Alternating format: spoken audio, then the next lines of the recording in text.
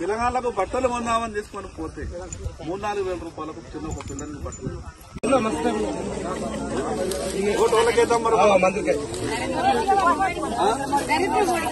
నాకు గట్టి చెప్పాలా ఓటు వాళ్ళకైతే ఒకసారి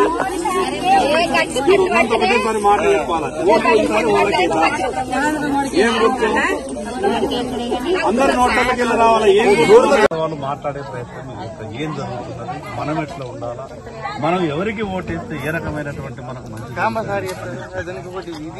మనం ఎప్పటిదాకానైతే మంచి ఆలోచించము మిగతా మీదికి వెళ్ళి మనం మంచి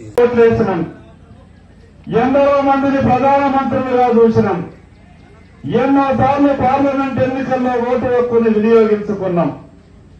కానీ ఈసారి వేసేటటువంటి ఓటు ఎంత విలువైనటువంటి ఓటు అంటే 500 సంవత్సరాలుగా పరిష్కారం కానటువంటి అయోధ్యలో రామమందిర నిర్మాణ సమస్యని పరిష్కారం చేసుకుని ఈ ప్రపంచంలో ఉన్నటువంటి అందరి హిందువుల కళ అయోధ్యలో రాముని మందిరం ఎప్పుడు నిర్మాణం అవుతుందా అని చూసినటువంటి మనందరికీ కూడా మన యొక్క కళను సాకారం చేసినటువంటి నరేంద్ర మోడీ గారికి మనస్ఫూర్తిగా మనమంతా కూడా మద్దతు తెలపాల్సినటువంటి అవసరం ఉంది.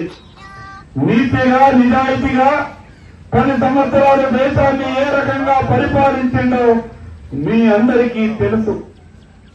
3వసారి నరేంద్ర మోడీ గారు ప్రధానమంత్రి కావాలి, ఈ దేశంలో ఉన్నటువంటి సమస్యలన్నీ కూడా పరిష్కారం కావాలా, ఇల్లు లేనటువంటి వాళ్ళందరికీ ఇల్లు రావాల్సినటువంటి అవసరం ఉంది, పెన్షన్లు లేనటువంటి వాళ్ళందరికీ పెన్షన్లు రావాల్సినటువంటి అవసరం ఉంది, చదువుకున్నటువంటి పిల్లలకు ఉద్యోగాలు రావాల్సినటువంటి అవసరం ఉంది.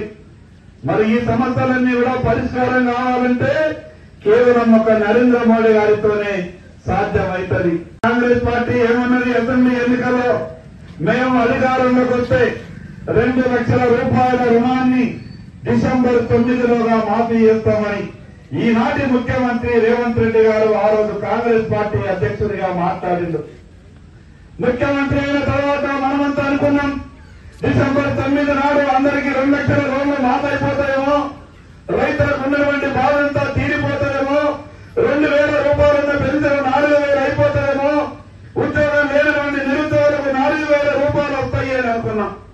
కానీ కాంగ్రెస్ పార్టీ అధికారంలోకి వచ్చిన తర్వాత ఈ రాష్ట్ర ప్రజలకు కొత్తగా వచ్చిందేమీ లేదు.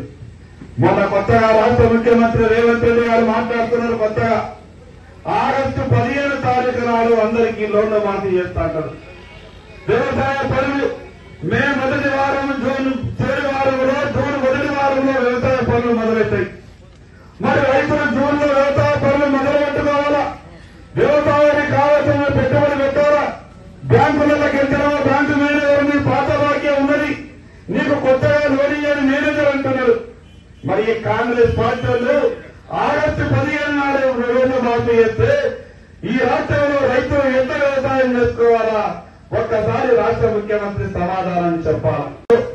ఈ ప్రపంచంలో ప్రాణానికి విలువైనటువంటి వస్తువు ఏదైనా ఉన్నదా?